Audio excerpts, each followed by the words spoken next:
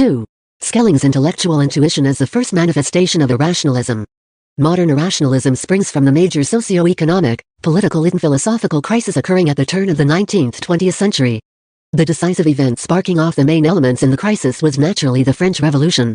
Above all, it was a world event in a quite different sense to the great earlier revolutions. These produced transformations only on the national scale, and they had an incomparably slighter effect internationally, as revolutionary tendencies in society and consequently in ideology. Only the French Revolution had important repercussions for the social structure of many European countries, prompting a dissolution of feudalism in the Rhinelands, Upper Italy, etc., albeit on nothing like the scale of 179-3. And even where this did not happen, feudal absolutist society's need of reconstruction remained a permanent item on the agenda. Thus an ideological process of fermentation started up everywhere, even in such countries as England, which already had their bourgeois revolution behind them. For the extremely deficient nature of the liquidation of English feudalism was revealed in the light of happenings in France. This new element emerged with such overwhelming force that it could be neither defended nor attacked in the old manner.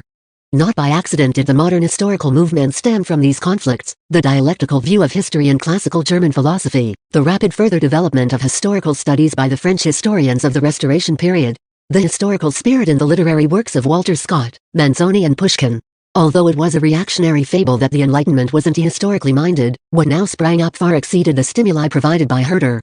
But it turned out that even the old elements could no longer be defended in the old manner. Little though Burke himself was a romantic thinker, it was from him that romantic pseudo-historicism proceeded, the demolition of historical development and historical progress in the name of a purportedly deepened, irrationalized version of historicity. But at the same time the French Revolution also pointed beyond bourgeois horizons. It achieved this in a directly political sense in the Gracchus Babeuf revolt. We can discern this more distinctly still in the great utopian socialists, whose systems and methods likewise cannot be divorced from the global shock brought about by the French Revolution. The general ideological crisis, represented by the utopians in its plainest, forward-looking tendency, derived from the contradictions in the French Revolution itself and engendered an essentially new element even where the basic line of the development was still purely bourgeois. Engels vividly formulated the central point of this latter crisis. The Enlightenment, the ideological preliminary to the Revolution, was striving to set up the realm of reason through it and in it. The Revolution triumphed, the sought-after realm of reason was realized, but we now know that this realm of reason was no more than the idealized realm of the bourgeoisie. 29 But this means that now, through the impact of concrete facts, the contradictions inherent in bourgeois society which cropped up in the pre-sentient criticisms of many a member or contemporary of the Enlightenment, from Mandeville and Ferguson to Linget and Rousseau, were shifted to the center of interest. The results of the Industrial Revolution in England further heightened the impact of these experiences, although the first major economic crises best illustrating the contradictions in capitalism did not break out until the second decade of the 19th century. All these facts signified for the ideological development chiefly that the contradictory character of bourgeois society, previously barely suspected, was now quite patently its universal central problem. Consequently the philosophy of society became historical and dialectical in a totally different sense from ever before. What hitherto could only be surmised now became a more and more markedly conscious program, the historical dialectic as philosophy's central question. That was the basis of the significance of Hegelian philosophy. In its methodology, the question of the historical comprehension of revolution played a crucial part. The solution to its conceivability took on a meaning far outstripping this individual question. But these new facts also supplied right-wing criticism with a fresh basis. From the Romantic movement and the historical law school to Carlyle, there sprang up an entirely new line of defense for the old established and the pre-revolutionary age going back as far as the Middle Ages, one that was inseparable from the general irrationalizing of history. We can be sure that it was not by chance that the major crisis in natural scientific thinking went hand in hand with the social crisis. With the discovery of a whole series of new phenomena, mainly in the fields of chemistry and biology, the critique of mechanical metaphysical thinking came more and more firmly to the fore. It was sensed more and more distinctly that the thinking based solely on geometry and mechanics to which physics and astronomy in the 17th-18th century owed their successes was bound to fall down with regard to the new tasks and the comprehension of natural phenomena in their totality. This growth crisis in natural philosophical thought was not limited to problems of mere conceptualization. Here again, the historical mode of contemplation was starting to take hold.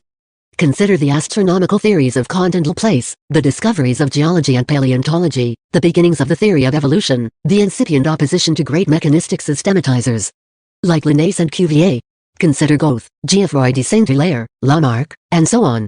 Only in this context does the significance of German natural philosophy, above all the young Skellings, become intelligible. For it was here that the first attempt began to grasp these tendencies in a methodologically, philosophically uniform way. Here again it was the case that the dialectical contradictions appearing more and more clearly in the immense and constantly increasing factual material were no longer repudiated or surmounted in terms of formal logic. Instead, these very contradictions, their dialectical suspension and synthesis, etc., shifted to the center of the new, dialectical method. Engels was careful not to appraise these natural philosophical theories and methods solely from the standpoint of their frequently absurd findings, as did nearly all natural scientists in the second half of the 19th century. He himself summarized his judgment as follows: the natural philosophers are related to conscious dialectical natural science as are the utopians to modern communism. Quote 30 The great 17th century systems achieved an intellectual grasp of their new findings derived from this period's major discoveries by means of an static geometric method. But now there began an attempt to interpret the pre-human and socio-human world as a uniform historical process. Spirit, the idealist central figure in this process, was at the same time viewed as a result of the process. Hence Schelling spoke of the genesis of philosophy as an odyssey of the Spire 31 in which the mind, hitherto working unconsciously at its own achievement of awareness, now took possession of its home, its reality, in full awareness. It was this effort to master intellectually the basic problems of scientific progress after the French Revolution and the age of upheaval in the natural sciences which gave rise to Schelling's dialectical method. It tried to provide this enormous range of problems with philosophical answers and to raise philosophy to the level of the age. Inevitably, Germany's social backwardness meant that this energetic turn to dialectics, the philosophical method's central problem, could only be accomplished in idealist terms. And it was no more fortuitous that this development occurred largely in Germany than that France took the lead in bourgeois philosophy in the 18th century, as did Russia from 1840. The pathos and determination behind such propositions and answers only made it a social fact of bourgeois thought that in a time of preparation for democratic revolution, it performed the ideological spadework for this revolution. But by virtue of the fact that the idealist, historically oriented dialectic was becoming the philosophical method of the progressive wing, philosophical reaction too now had to use other weapons. The English empiricism in Burke disappointed his German supporters as well in the long run. The need arose to go beyond Burke philosophically and to deepen his theories in an irrationalist fashion. There was a similar attitude towards official restoration thinkers in France. The trend towards dialectics dictated the whole philosophical tempo, determined the propositions, and forced the reactionaries to distort the new philosophical principles. Thus, precisely in Germany, the philosophical rationale of modern irrationalism sprang up on the basis of the struggle for the new dialectic, in the counter-struggle. Initially, to be sure, this hostile relation between dialectics and irrationalism was extremely complicated. For a start, ultimately homogeneous but not quite identical, hence mentally divisible dialectical tendencies are operative in nature or society, as the case may be. It was with the natural process that the young Schelling was largely occupied, although it appeared at first as if, starting thence, he was going to create a general theory of dialectics. The starting point of Hegel and the main emphasis in his dialectics were social ones, although the system he constructed also marks the philosophical climax of the dialectical method of natural philosophy. But often highly paradoxical complications occur elsewhere during this period. Granted, and evinces the most concrete progressiveness of the age in his dialectics of natural philosophy and was at the same time radical in his social, political and philosophical thinking. But Botter, for example, was already one of the chief restoration and reactionary figures in philosophy and history, while sympathizing. Intelligible. For it was here that the first attempt began to grasp these tendencies in a methodologically, philosophically uniform way. Here again it was the case that the dialectical contradictions appearing more and more clearly in the immense and constantly increasing factual material were no longer repudiated or surmounted in terms of formal logic. Instead, these very contradictions, their dialectical suspension and synthesis, etc., shifted to the center of the new, dialectical method. Engels was careful not to appraise these natural philosophical theories and methods solely from the standpoint of their frequently absurd findings, as did nearly all natural scientists in the second half of the 19th century. He himself summarized his judgment as follows: the natural philosophers are related to conscious dialectical natural science as are the utopians to modern communism. Quote 30 The great 17th century systems achieved an intellectual grasp of their new findings derived from this period's major discoveries by means of an static geometric method. But now there began an attempt to interpret the pre-human and socio-human world as a uniform historical process. Spirit, the idealist central figure in this process, was at the same time viewed as a result of the process. Hence Schelling spoke of the genesis of philosophy as an odyssey of the Spire 31 in which the mind, hitherto working unconsciously at its own achievement of awareness, now took possession of its home, its reality, in full awareness. It was this effort to master intellectually the basic problems of scientific progress after the French Revolution and the age of upheaval in the natural sciences which gave rise to Schelling's dialectical method. It tried to provide this enormous range of problems with philosophical answers and to raise philosophy to the level of the age. Inevitably, Germany's social backwardness meant that this energetic turn to dialectics, the philosophical method's central problem, could only be accomplished in idealist terms. And it was no more fortuitous that this development occurred largely in Germany than that France took the lead in bourgeois philosophy in the 18th century, as did Russia from 1840. The pathos and determination behind such propositions and answers only made it a social fact of bourgeois thought that in a time of preparation for democratic revolution, it performed the ideological spadework for this revolution.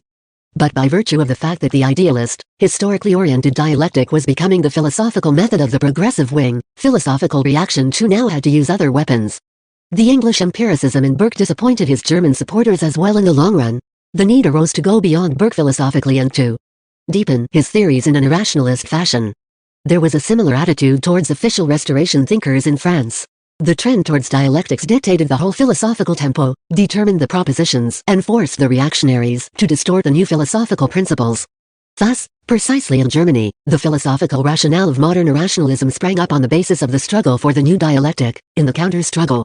Initially, to be sure, this hostile relation between dialectics and irrationalism was extremely complicated. For a start, ultimately homogeneous but not quite identical, hence mentally divisible dialectical tendencies are operative in nature or society, as the case may be. It was with the natural process that the young Schelling was largely occupied, although it appeared at first as if, starting thence, he was going to create a general theory of dialectics. The starting point of Hegel and the main emphasis in his dialectics were social ones, although the system he constructed also marks the philosophical climax of the dialectical method of natural philosophy. But often highly paradoxical complications occur elsewhere during this period. Granted, O'Cairn evinces the most concrete progressiveness of the age in his dialectics of natural philosophy and was at the same time radical in his social, political and philosophical thinking. But Botter, for example, was already one of the chief restoration and reactionary figures in philosophy and history, while sympathizing with the dialectical view of nature. There were often similar occurrences under Schelling's influence. The center of this ambiguity was the young Schelling himself. Its main source was his character. Marx wrote of him to Feuerbach in the 1842, Schelling's genuine, to be charitable to our adversary, youthful idea, for whose realization he had no tool but imagination, no energy other than vanity, no stimulant but opium, no other organ than the irritability of a feminine receptiveness. 32 This set of characteristics is only apparently paradoxical. It was just this disposition which predestined Schelling to be the initiator, the ambiguous initiator, of objective idealism.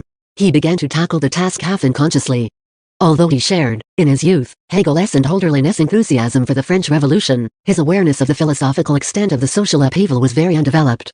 Later when, as the public leader of the new school of objective idealism, he fitted society and history into his system, the effect on him of the Restoration and post-Thermidorian reaction was already very considerable. Schelling's original philosophical interest was focused on the new situation in natural philosophy. This seized his attention, and in a naive and cautious way he simply took over the then most advanced form of dialectics, that of Fichte. For the time being he believed that he was just applying it and rounding it out philosophically. A natural philosophy as objective dialectics, he believed, could be reconciled with the principles of the science of knowledge. At first he did not see that the mere fact of a dialectic in nature already includes a principle of objectivity and is therefore irreconcilable in principle with Fichte's subjective dialectics. Fichte noticed at once that their ways parted at this point, and a correspondence started between Fichte and Schelling. But it was Hegel who drove Schelling further, leading him to break with subjective idealism. And it was Hegel who formulated the principles behind the break philosophically in this exchange. He rendered Schelling's own discoveries, as far as was possible for him, philosophically conscious to him, but they were never fully conscious. For even when he was working together with Hegel at Jena, there never dawned in Schelling a real awareness of the new dialectical method. But just this disposition of his, brilliant because it contained many an element of the future in embryo and unconsciously took many a step into the future, was capable of making him the first central figure in the new philosophy, of turning his initial activities into a center radiating to Goethe, O'Cairn and Treviranus on the left, Botter and Gorez on the right. Now let us study Schelling's philosophical beginnings rather more closely. Fichte, in removing Kant's thing in itself from transcendental idealism, was directly converting his philosophy epistemologically into a subjective idealism on the Berkeley model, thus effecting what Kant called a philosophical scandal. But unlike Berkeley or, at a later date, Schopenhauer, the science of knowledge did not posit a Christian God or a highly unchristian will as the ultimate metaphysical principle behind the veil of a phenomenal world viewed philosophically in purely subjective terms. Instead it sought to infer the whole cosmos of perception as just as self-contained, just as immanently self-motivating and creative from the dialectic of ego and non-ego as Spinoza inferred his world from expansion in thinking. Thus Fichte's ego acquired a methodologically and systematically new function as well. Not because Fichte was reluctant to identify this ego with individual consciousness and was trying rather to deduce the latter from the former dialectically, but because this ego, independently of Fichte's conscious aims, indeed at odds with them, was bound through his system as a forestated inner necessity to take over the function of Spinoza's substance or, more exactly, Hegel's later world spirit. At first, the young Schelling's natural philosophy could be fitted effortlessly into the gap formed by this internal discrepancy in Fichte's system, whose of novelist stood between the two. Schelling's genuine youthful idea was centered upon the discovery and philosophical formulation of the dialectic in the process of natural development. As we have seen, the need to grasp the perception of nature dialectically, and thus to outstrip the mechanical metaphysical method of the 17th and 18th centuries, was a universal tendency in this period. In Kant's critique of judgment, this necessity received the formulation which had the greatest influence on German philosophy. Here Kant, in attempting to grasp the problems of life philosophically, hit upon the dialectic of possibility and reality, the whole and the part, the universal and the particular. In Kant, the problem of this dialectical surpassing of metaphysical thought appears in an extremely distorted form. These distortions had such a determining influence on certain propositions in the emergent modern irrationalism, in the young Schelling's case especially, that we are obliged to give a brief indication of them at this point. Above all, Kant identified thinking, he writes of our thinking, human thought, with the thought forms of metaphysics in the 17th and 18th centuries. In the case of the dialectic of the general and particular, for example, this led to the following definition. Accordingly, our understanding is peculiarly circumstanced in respect of judgment. For in cognition by means of understanding the particular is not determined by the universal. Therefore the particular cannot be derived from the universal alone. Yet in the multiplicity of nature, and through the medium of conception and laws, this particular has to accord with the universal in order to be capable of being subsumed under it. But under the circumstances mentioned, this accord must be very contingent and must exist without any determinate principle to guide our judgment. 3.5. But Kant was not content with this identification of metaphysical thinking with human thought as a whole. Instead he described this too as discursive, in rigid contrast to intuitive apprehension. In these circumstances the only solution he could find was to advance the claim of intuitive understanding, which does not move, as ours does with its conceptions, from the universal to the particular and so to the individual. Such an understanding would not experience the above contingency in the way nature and understanding accord in natural products subject to particular laws. But it is just this contingency that makes it so difficult for our understanding to reduce the multiplicity of nature to the unity of knowledge. 3.6. So thinking, as Kant saw it, was led to this idea of an intellectus archetypus, an intuitive understanding. This idea, in his view, contained no internal contradiction, but it did however remain only a mere idea where human judgment was concerned. It is easy to demonstrate the subjective idealist weaknesses in the Kantian proposition. Above all, the weakness in equating dialectics and intuition, especially when combined, as Kant could not avoid doing, with his agnosticist deductions. It was not just that the idea was only propounded for human thought, not given and therefore unattainable. These objects were also detached from the possibilities of practical natural scientific research. Kant expressly related this to the perceptibility of evolution in nature. It is absurd for men even to entertain any thought of so doing, or to hope that maybe another Newton may someday arise, to make intelligible to us even the genesis of but a blade of grass from natural laws that no design has ordered. 37. But the mere raising of this question strongly encouraged the theoretical and practical formulation of the dialectical problems. Goethe's reaction to this Kantian proposition is very characteristic. He showed his practical wisdom in silently brushing aside both the one-sided orientation to intuitive thinking and Kant's agnosticist pessimistic deductions with regard to the perspective of human knowledge of nature. All he perceived here was a fresh task, and one that was soluble.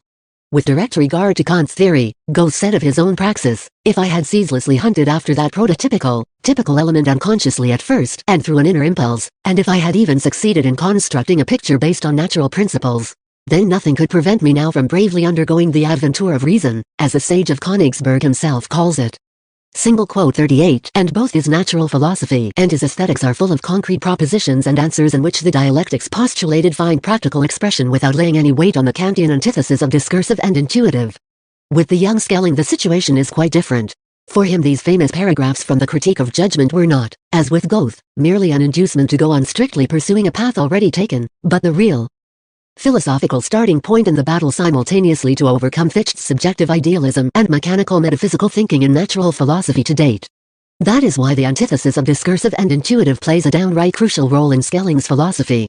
His natural philosophy, whose basic problem was to surpass the mechanical metaphysical intuition of nature, tried to complete the change to dialectics in the form of an abrupt departure from the Enlightenment's simple categories of understanding. Hence it had to seek an organon of philosophical knowledge whose intrinsic nature guaranteed a differently disposed, qualitatively superior, dialectical stance to reality. The antithesis of discursive and intuitive, contrasted even more sharply but differently accented than it was with Kant, therefore shifted to the center of the young Schelling's epistemology, acquiring a shape which was effective for a long time in the form of intellectual intuition. It is perhaps striking, but very characteristic of Schelling, how he introduced and applied this central category of his early system almost without an argumentation.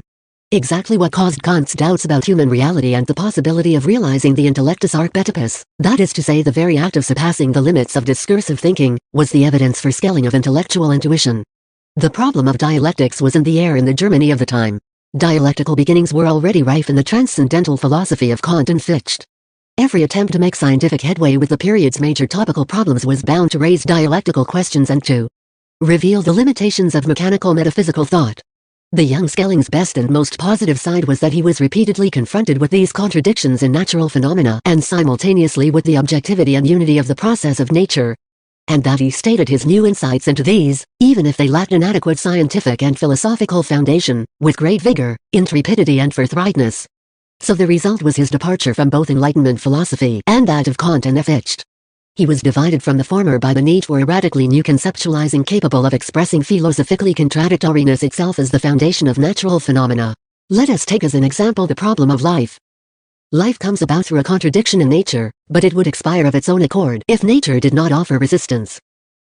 If the outside influence contrary to life serves precisely to support life, then again that which seems most favorable to life must become absolutely unreceptive to this influence and the reason for its decline, so paradoxical is a life phenomenon even as it becomes defunct. The product, as long as it is organic, can never lapse into indistinctness. Death is a return to general indistinctness. The components extracted from the universal organism now return to it, and since life is nothing else but a heightened condition of ordinary natural forces, the product will succumb to the dominion of these forces once that condition has passed. The same forces which sustained life for a while will also finally destroy it. So life is not itself something, but only the manifestation of a transition of certain forces from that heightened condition into the ordinary condition of universality. 39. Here we can clearly see what distinguishes Schelling's natural philosophy from metaphysical thinking, but also what separates his dialectics from the dialectics of Kant and Fichte. For with these thinkers, the dialectical contradictions always derived solely from the relation of the subjective categories of understanding to an objective reality. With the young Schelling, on the contrary, the dialectical contradiction is an inherent decisive attribute, a category of objective reality itself. Therefore the philosophical statement of the dialectic does not proceed primarily from the subject of knowledge. It must, as the subjective side of the total context, attain to expression in the subject as a dialectical connection precisely because the essence of objective reality is itself dialectical. In Schelling's work, to be sure, this dialectical objectivity is, as we already know, idealistic. Its foundation is the theory of the identical subject-object as the ultimate basic principle of reality and hence of philosophy. The odyssey of the Spiri to which we referred earlier is just that process whereby, in Schelling's terminology, the unconscious projectivity of nature attains in man to consciousness and self-consciousness. A radical self-consciousness in the sense that an adequate philosophical perception of the world expresses its object appropriately for the very reason that it is nothing but an elevation to consciousness of what the objective natural processes have produced unconsciously, and because this very self-consciousness represents the supreme product of the process of nature. Here we see how, as Vico had already sought to achieve, Spinoza's epistemology, whereby the ordering and associating of ideas is the same as the ordering and associating of things 40 reappears in a dynamic dialectical, historical continuation of it. Admittedly, this heightening of the dialectical was achieved at the expense of a heightened idealist ambiguity. True, the epistemological relation of the attributes of the single substance, expansion and thought, does not appear fully clarified in Spinoza's work either. But all epistemological clarification is supplanted in the objective idealism of Schelling and Hegel by the myth of the identical subject-object. Schelling's intellectual intuition was the first version of this dialectic of objective idealism. Since it was two-sided, that is, both dialectical and irrationalist, the young Schelling's ambiguous position in the history of philosophy clearly emerges in a provisional way that was automatically condemned to be superseded.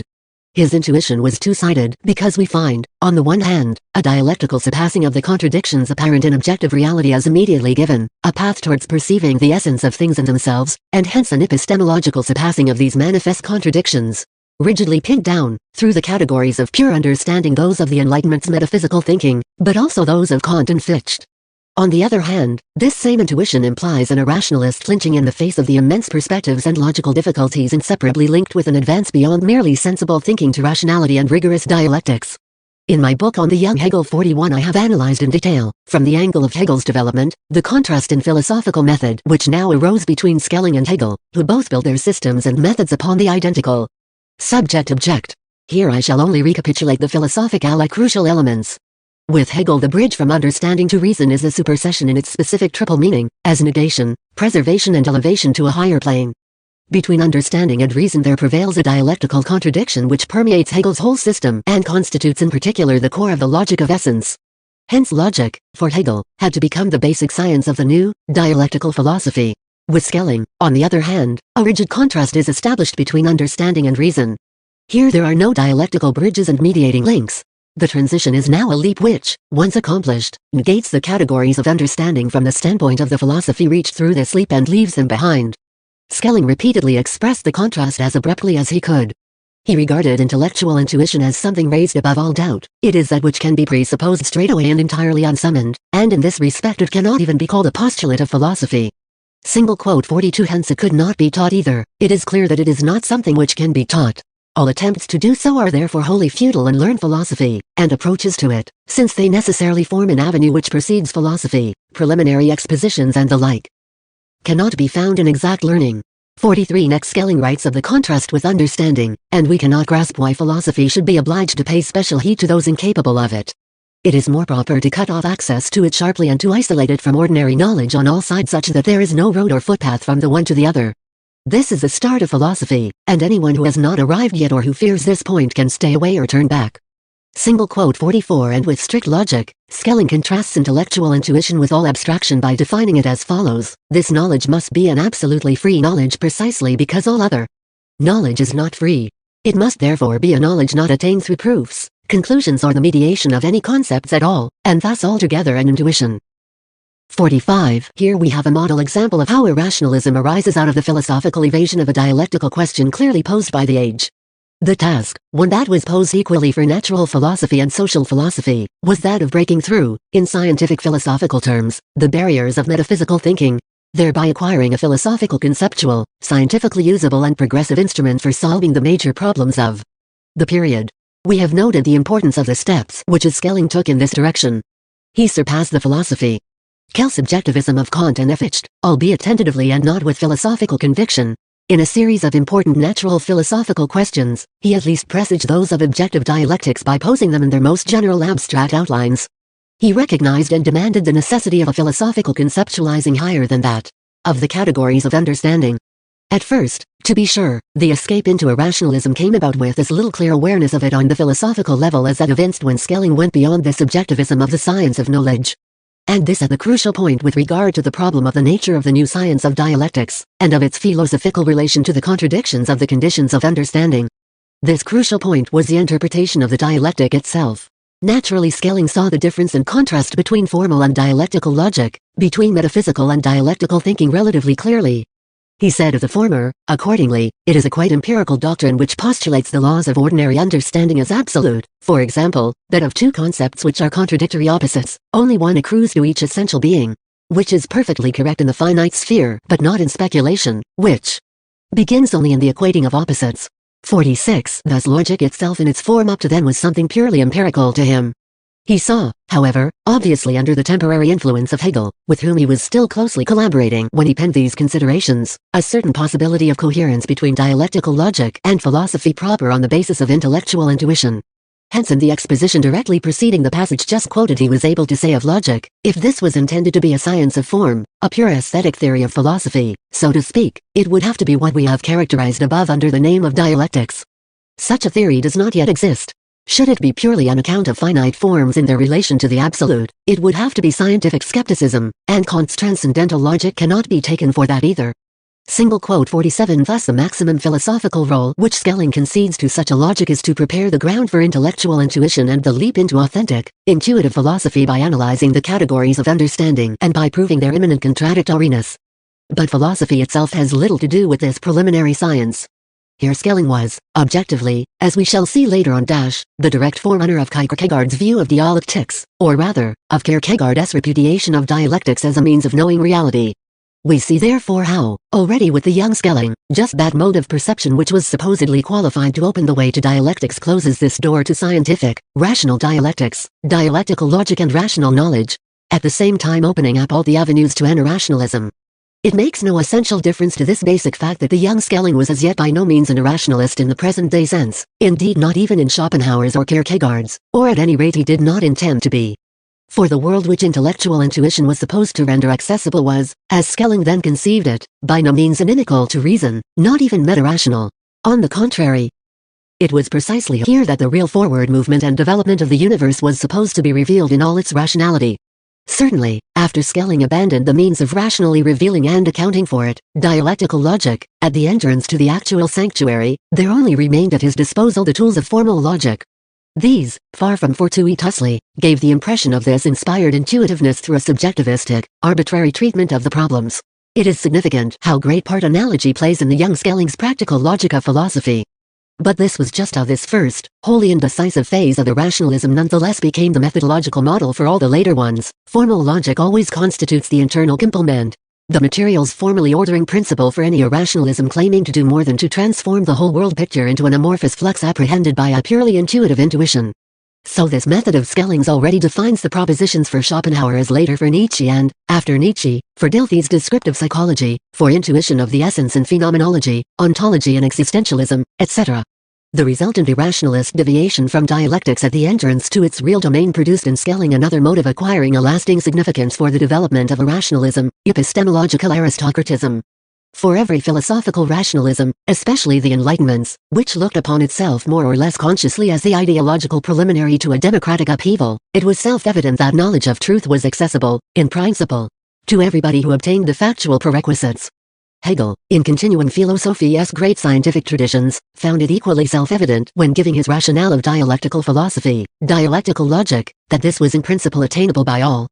Granted, dialectical thinking always appears to sound common sense to be paradoxical and topsy-turvy, but for that very reason, Hegel believed, it was the new dialectical philosophy's obvious task to account for philosophically and to render viable the path leading thence from a subjective and pedagogic angle as well.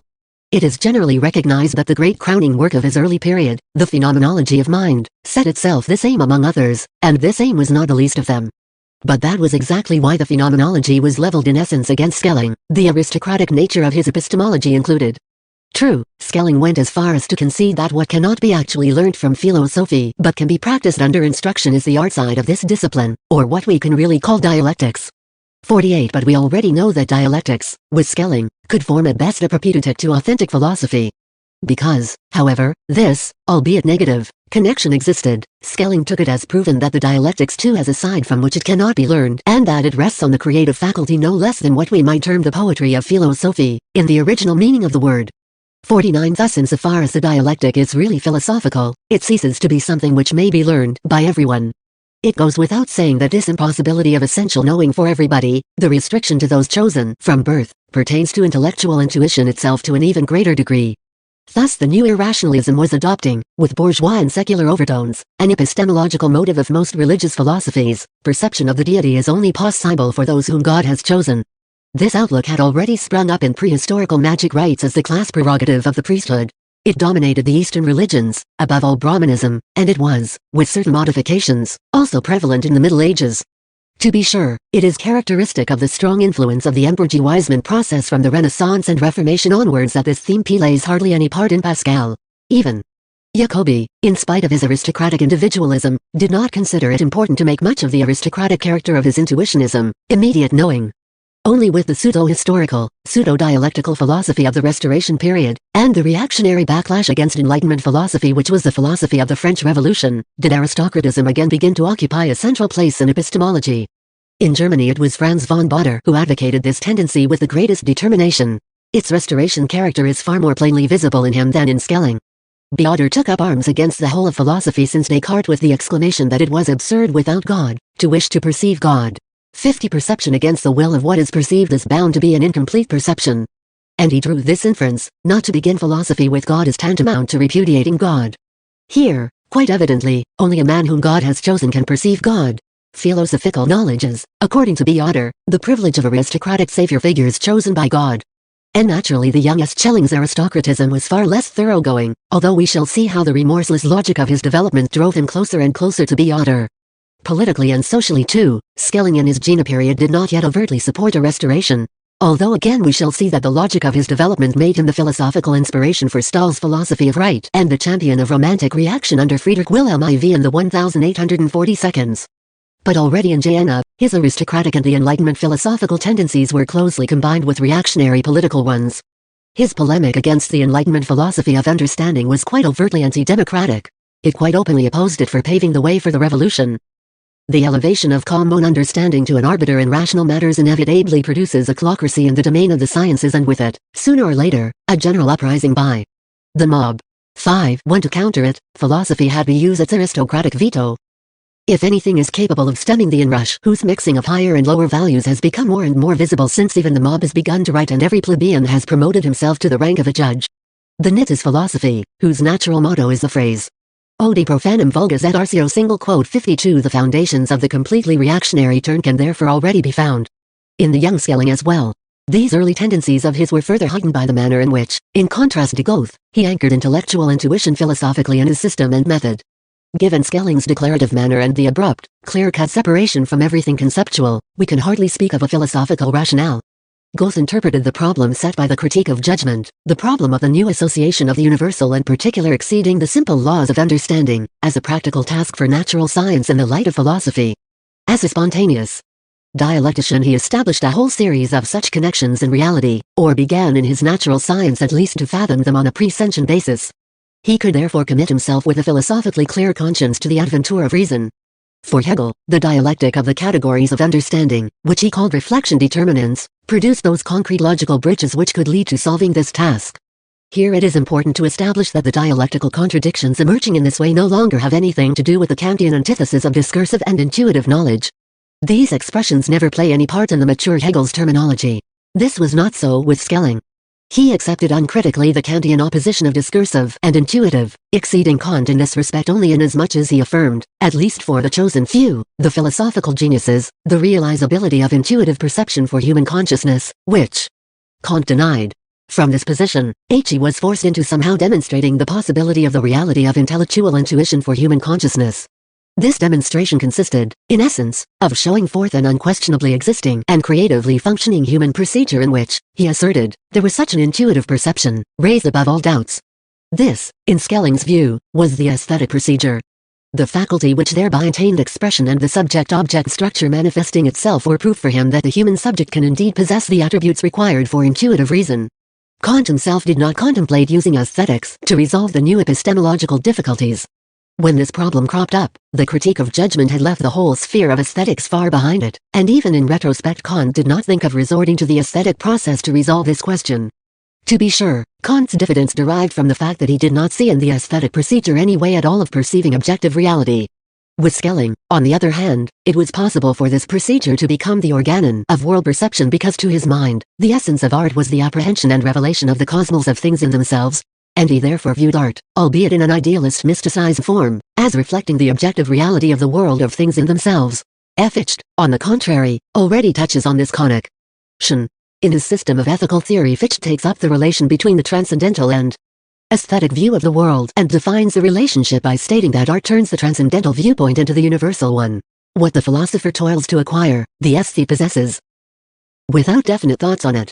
53. Whether or not Schelling found a stimulus in this Fichtean formulation, written when they were still close collaborators, he went considerably further than Fichte in linking aesthetics and philosophy, a philosophy based on intellectual intuition.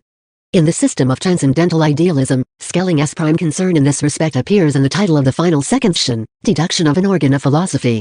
This deduction Schelling summed up as follows. All philosophy proceeds and must proceed from a principle which, the absolute principle, is at the same time the identical purely and simply. What is absolutely simple and identical cannot be interpreted or communicated through description, nor through concepts at all. It can only be intuited. Such an intuition is the organ of all philosophy. But this intuition, which is an intellectual and not a sensory one, and which has for its object not the objective or the subjective but the absolutely identical, in itself neither subjective nor objective, is itself merely an inner one which cannot become objective again for itself. It can only become objective through a second intuition. This second intuition is aesthetic intuition. 54. This definition elucidates Skelling's general principle. This generally acknowledged and wholly undeniable objectivity of intellectual intuition is art itself. For aesthetic intuition is nothing other than intellectual intuition become objective. Single quote 55. So art, the creative genius procedure, becomes the organon of philosophy. And aesthetics become the core of the philosophical method, revealing the real mysteries of the cosmos and the world of things in themselves. If aesthetic intuition is only intellectual intuition become objective, then it is self-evident that art is the sole organon, both true and permanent, and document of philosophy, constantly verifying afresh what philosophy cannot represent externally, namely the unconscious in action and creativity and its original identity with the conscious. Art, for the philosopher, is supreme precisely because it opens up to him the innermost sanctuary, so to speak, where it is as if a single flame consumes impermanent and original union that which is divided in nature and history, and that which must eternally flee from itself in life and in action, just as in thinking. The view which a philosopher forms of nature artificially is the pristine and natural one for the artist. 56. Clearly, this linking and indeed identification of aesthetic and intellectual intuition was bound to reinforce Skelling's aforestated tendencies to aristocratism in his epistemology. In Schopenhauer's philosophy this aristocratism becomes still more marked, more overtly reactionary than in the young Skelling's. This trend received a further boost from Nietzsche and the philosophers of the imperialist period whom he influenced, as our later studies will show. True, in order fully to understand the stance taken by Schelling, as yet not an entirely reactionary one, we must bear in mind the fact that even in his aesthetics, there is a prevalent tendency towards objectivism, a mystificatory variant of the interpretation of art as reflecting objective reality, and consequently of a harmonizing of truth and beauty. Such endeavors throw the chief line of his aesthetics in very sharp relief to Schopenhauer's and, even more so, to that pursued in the imperialist period. Skelling's argumentation of the objectivity of art may have been extremely mystical. We have already mentioned that he repeatedly harks back in this period, in aesthetics especially, to the Platonic theory of ideas. His arguments may often have invoked God and deduced in God's name the objectivity of art, the identity of truth and beauty. Nonetheless an orientation towards the reflection theory is still there and indeed central to his rationale of aesthetics, and so in this area Schelling really did surpass the subjective idealism of Kant and Fichte. Thus he states, the true construction of art is representation of its forms as forms of things as they are in themselves or as they are in the absolute. Accordingly the forms of art too, since they are the forms of beautiful things, are forms of things as they are in God or in themselves, and since all construction is representation of things in the absolute, so is the construction of art, and especially representation of its forms, as forms of things as they are in the absolute. This statement completes the construction of the general idea of art. For art is demonstrated to be a real representation of forms of things as they are in themselves, of forms of the archetypes, therefore. 57. To be sure, this Platonic and mystical version of the reflection of things in themselves in art had extremely important consequences for the young Skelling's whole philosophy. We cannot take the mysticizings away from it in order to reach the rational core. Here the connection between mysticism and the tendency to concrete perception is far more intimate than in Hegel's logic. Above all, as we have seen in Skelling's expositions, the organon of philosophy which he finally located entailed the method of constructing the universe, that is to say the method of arbitrarily fitting heterogeneous phenomena together with the aid of mere analogies. Indeed this method is visible right from the start of Skelling's career. But the discovery of art as the organon of philosophy led to its becoming heightened, further generalized and completely rigid. Here again Schelling foreshadowed the later irrationalism.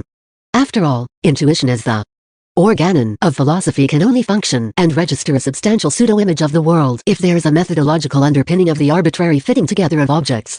Where Skelling's own development is concerned, the methodological construction of philosophy we have outlined, with such an organon as its basis and the foundation and guarantee of intellectual intuition, became of great moment. As long as his organon was aesthetics, he could somehow sustain the general ambiguity of his objective idealism, the bobbing to and fro between a God-saturated mysticism and a pantheism which occasionally even shows materialist features. Even the term God could fluctuate between its usage in Giordano Bruno or Spinoza and its religious and mystical connotations. For in art, as much as in natural philosophy, one is dealing with objects and the objectiveness of the real world, and however much a philosophical or aesthetic comprehension of it may deteriorate into arbitrary construction, the orientation was still, in part at least, to objective reality itself. 3. Skelling's later philosophy. This ambiguity with which all objective idealism is bound to be fraught promptly ceases, however, once a shift occurs in the view of the organon. and there disappears with it all Skelling's relatively progressive, distortedly progressive tendencies, all traces of his genuine youthful idea. This happened almost immediately after he left Jena and moved to Würzburg, when he forfeited the direct influence of intercourse with Goethe and Hegel, and his supporters and pupils, the majority of whom were overt reactionaries, began to exert a direct influence over him. Very soon afterwards he published Philosophy and Religion, which marked a decisive change in his career and the start of his second, unequivocally reactionary period. This change consisted merely in the fact that it was now religion and no longer art that was the organon of philosophy. The immediate cause of it was external and indeed subaltern. A second-rate pupil of Skelling's, C.A. Eschenmayer, wrote an intrinsically wholly unimportant little book in which he raised and criticized with great deference, but from a very firm rightist standpoint, the problems of the ambiguity of Skelling's early philosophy. Eschenmayer fully accepted the schema which Schelling outlined of knowledge, the road to intellectual intuition as a product of the dialectic of the determinants of understanding. Where his doubts and critical misgivings set in was in that area of reality that intellectual intuition was supposed to master. As we have noted, Skelling's ambiguity lay in the fact that, on the one hand, he attempted to purge the organon of philosophy of all conceptual elements, all traces of reflection and understanding, while on the other, he wanted to lay down this area as one of knowledge. Eschenmayer, in a naive and radical way, thought Skelling's method through to a conclusion, therefore as far as knowledge reaches, speculation reaches also. But knowledge is only extinguished in the absolute where it becomes identical with what is perceived, and this is also the culminating point for speculation. Hence what lies beyond this point can no longer be an act of perception, but a presaging or devotion. What lies beyond all imagining, all concepts and ideas, and indeed beyond speculation is something which devotion apprehends, namely the divinity, and this power is the quality of bliss, which is infinitely higher than the eternal. Single quote 58. However primitive Eschenmayer's thinking, it is none the less evident that he drew all the consequences from the supra-conceptual nature of Schellingian speculation. If speculation and dialectics form only the threshold, the preamble to intellectual intuition, and are extinguished in it, knowledge will thereby come to revoke itself, eliminating itself in order to enter the realm of the beyond, of faith, devotion and prayer. Philosophy is only a preliminary to non-philosophy. And this means the cutting of any ties between speculation and immanent world systems like Bruno's or Spinoza's. Intellectual intuition is no longer the means of knowing this world, however mystificatory, but a leap into the beyond. Eschenmayer wrote, "It is as little possible to overcome the main antithesis between the here and now and the beyond as it is true that all antitheses in the sphere of knowledge are revoked in absolute identity. The here and now is the tractional weight of the will, which in knowledge is chained to the finite. The beyond, on the contrary, implies the freedom of all directions and the immortal life of genius." However much Eschenmayer accepted the terminology of Skelling's early philosophy, what he was formulating here was the unconditional surrender of thought to religion. Polemically, it was not hard for Schelling to overfit Eschenmayer's naive and primitive arguments and, outwardly, to defend his earlier positions. But where the philosophical essence is concerned, these polemical fireworks are quite unable to conceal the fact of a total withdrawal. Granted, he constantly asserts that he is only defending his earlier views against misinterpretations. But on the important philosophical issues he was taking up new positions, or alternatively shifting the accent so firmly that the double-edged ambiguity of his early natural philosophy ceased to obtain, along with that of the objective idealism deriving from it. And an association was established with the overtly reactionary philosophy of the Restoration thinkers. As we shall see, almost all the important elements in Skelling's later positive philosophy are already contained, at least in embryo, in this short work. This development is so characteristic of Schelling, and the change now completed so important to his later development, that we must look at the problem now emerging in rather more detail. As regard the nature of Skelling's development, we have already pointed out that his divorce from Fichtean subjective idealism and the transition to objective idealism similarly occurred in an unconscious way. Hegel characterized this peculiarity in Skelling's development with the comment that Schelling underwent his philosophical education in public, and that his work contained not a sequence of the sectors of philosophy elaborated one after the other, but a series of stages in his training. 60. This is a vivid description of the outward appearance of Skelling's works, but, despite the tacit condemnation implied in the description, it still fails to furnish a real critique of the character of Skelling's development.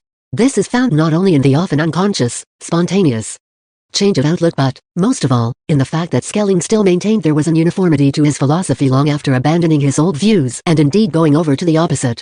While we may concede his good faith in his youth, when he was passing from subjective to objective idealism, henceforth this instinctiveness turned more and more into mere demagogy. Let us now consider the most important factual questions discussed in philosophy and religion. Above all, Schelling, despite his polemics against the misunderstanding of his philosophy on Eschenmayer's part, allowed philosophy to be sharply divided into two areas. Here we already see the first outlines of his later distinction between negative and positive philosophy. he deduced the following from the absolute and the kind of knowledge appropriate to it. Hence, 2. The intention of philosophy with regard to man is not so much to bestow something on him as to separate him as cleanly as possible from the contingent element provided by the physical body, the phenomenal world and the life of the senses, and to lead him back to the original realm. Hence, furthermore, all reference to philosophy preceding that knowledge can only be negative in that it shows the nullity of all finite antitheses and leads the soul indirectly to an intuition of the infinite. Once that is reached, it automatically leaves behind those expedients of a merely negative describing of absoluteness, disposing of them as soon as they are no longer needed. It will be clear to everyone how far this view of knowledge, in spite of the peculiarity of Schelling's dialectic as we have analyzed it, and its deviation into the irrational at the crucial point, is removed from that of his early period, and how near it comes to Eschenmayer's division into philosophy and non-philosophy. Even the term negative is now used for the lower sphere of perception. To be sure, the difference remains that Schelling still persisted, and always would persist, in comprehending his positive philosophy as knowledge, and therefore never formally denied in his epistemology the cognitional character of this positive sphere. As we shall see, it is just here that we find the transitional features in Schelling's whole irrationalism, and they explain why the influence of his later work was so short-lived. The chief consequence of this sharp dichotomy was that now, in strict contrast to H's early period, Schelling no longer viewed the absolute, the object of intellectual intuition, as the cosmos of things in themselves, even if this was then thought of as a Platonic world of ideas. Instead, he viewed it as something that could be apprehended only directly, as downright singular. Hence he rejected any explanation or description pertaining to this world and wrote, for only a combination can be perceived through description, while the singular needs to be intuited. 62. And in another passage he challenged for this knowledge even the coherence of the universal with the particular, that is, the very problem for whose resolution intellectual intuition was, as we have noted, devised in the first place. He now said of this, that the whole absolute world with all its gradations of beings is reduced to the absolute oneness of God, so that nothing in that world is truly particular. 1. So here a world knowledge originally founded on natural philosophy goes over to being a purely mystical knowledge of God. This marks the completion of Schelling's break with the admittedly always somewhat equivocal pantheism of his youth. If previously he had striven to verify, to historicize in a dynamic dialectical way Spinoza's principle of Deus sive natura, he now laid down a sharp, unbridgeable duality between the absolute and the real, God and the world, which could only be linked through a leap. In short, there is no permanent bridge from the absolute to the real, and the origin of the sensory world can only be conceived as a complete breakaway from absoluteness, through a leap. 64. And now, significantly, Schelling's speculation promptly entered a wholly mystical channel by imagining the origin of the sensory world no longer as evolution or even creation, but as a fall from God. In itself, this would affect us no more than the difference, for Lenin, between a green devil and a yellow one, were it not that Schelling's conception also implied a sharp break with the idea of evolution in natural philosophy. At the end of this treatise he denies the evolution of man from the animal to the human state, the great dialectical conjecture by Goethe and Hegel, which also played a decisive role in the beginnings of natural philosophy and the Odyssey of the Spiri. Just as the whole world, in a grotesquely mystical fashion, was deemed to originate in a fall from God, so now the extremely crepuscular frontier of known history already evinces, according to Schelling, a culture that had sunk from an earlier height and disfigured remnants of earlier science, symbols whose meaning seems to have been long forgotten. 65. And the myth of a golden age was held to be a proof of this downward-sloping, anti-evolutionist trend in human history. Thus we see on which crucial philosophical issues Schelling broke with his early period, and how vigorously the irrationalism of intellectual intuition, previously a merely methodological irrationalism up to a point was increasingly transformed into a substantial world image belonging to irrationalist mysticism. This change is also expressed in the fact that, whereas in the pre-Jena and Jena period natural philosophy stood at the center of Schelling's thinking and all other philosophical fields, except for aesthetics, were only included, so to speak, as systematic supplements. The philosophical treatment of the problems of nature now faded right into the background. The aesthetic questions too remained episodic, and the irrationalist interpretation of myth and religion became the hub of Schelling's entire thinking. It took, however, nearly 30 years, until Schelling came forward, at least in H's lectures, with the complete new, positive philosophy, as the official philosophy of the romanticizing Prussian reactionary groups clustered round Friedrich Wilhelm IV, for him to become regarded as a St. George, whose mission it was to slay the dragon of Hegelian philosophy, and especially its radical left flank. Before going any further, let us try and give a brief sketch of these 30 years and at least their main features. Here the stages in the inner development of Schelling's philosophy itself matter far less than the change in the objective social situation in Germany and the change of fronts it evoked in the philosophical conflicts. For on the one hand, as we have just shown, the decisive change in the goal, content and method of Schelling's philosophy had already taken place in 1804. so that both the unchanging basic principles of it and the socially dictated alterations may easily be understood from the historically changing times without an analysis of the intermediate stages. On the other hand, the old Schelling, RWH over decades was totally forgotten and played virtually no further part in the development of German philosophy. Owed his central position in the philosophical conflicts to just this change in Germany's objective social evolution. Philosophy and religion appeared before the completion of Hegel's phenomenology of the mind. Without question, that book's attack on intellectual intuition also applied to this new version of it, chiefly the association of singleness with the concept of the absolute. And above all, the whole conception of intellectual intuition in general and the analogizing method of construction which followed from it. Here Hegel denounced with great vehemence the monotony and abstract generality of the absolute and Schelling's abyss of emptiness for the speculative mode of contemplation. The latter, he wrote, was equivalent to the night in which all cats look grey. And a particular charge he leveled against Schelling was that, according to him, to be unsatisfied in it was an inability to master the absolute standpoint and to adhere to it. 66 It now becomes patent that Hegel's struggle against Schelling was a struggle between the extension of dialectics and a flight from dialectics into irrationalism. And Hegel posed this question in a historical form as well. The phenomenology of the mind proceeds from the thesis that the world had entered upon a new period. I have shown in my book on Hegel that he located this new element in the French Revolution and the transformation of Europe wrought by the Napoleonic Wars, in the liquidation of the feudal remnants, especially in Germany. Now this new element, according to Hegel, necessarily appears in abstract form at first. So the first manifestation of the new world is only at first the whole wrapped in its singleness, or its universal ground. Hence it appeared first of all to be an esoteric possession of a number of individuals.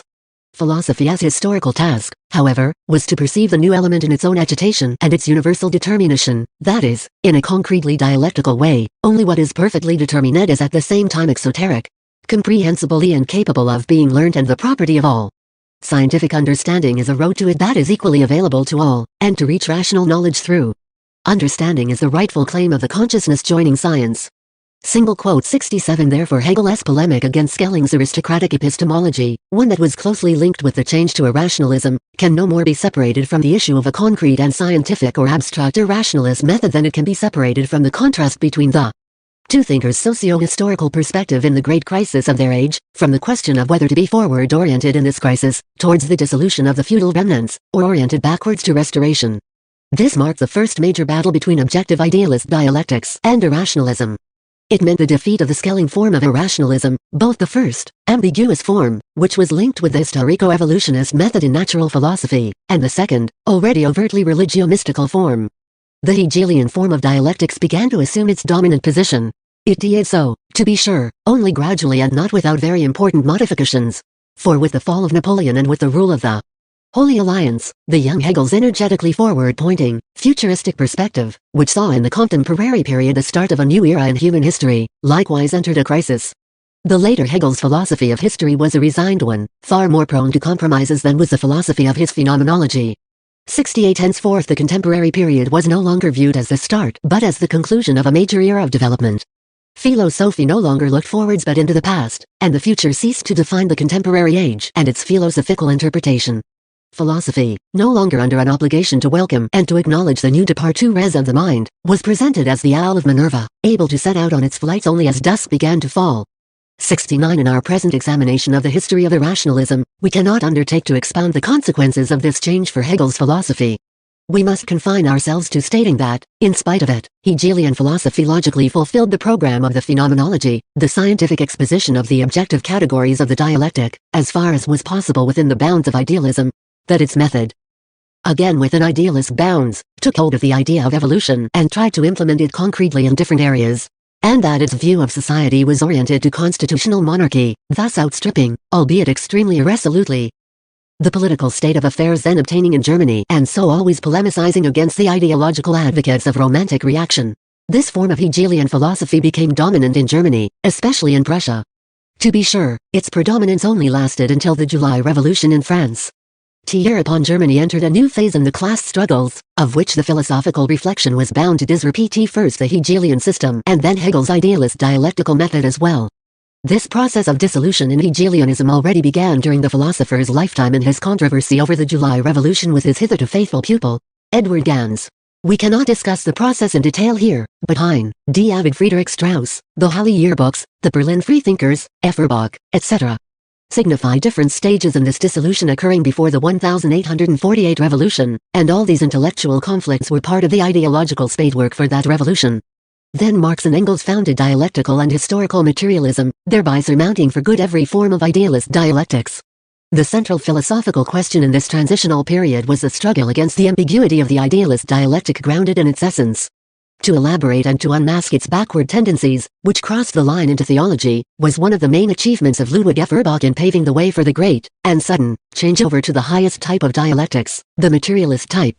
Therefore the battle over the part of Hegelian philosophy concerned with the philosophy of religion was only partly rooted in the German political backwardness which forced the most important thinkers from Reimarus and Lessing, indeed from Leibniz onwards, to fight out the major philosophical controversies in semi-theological or theological forms.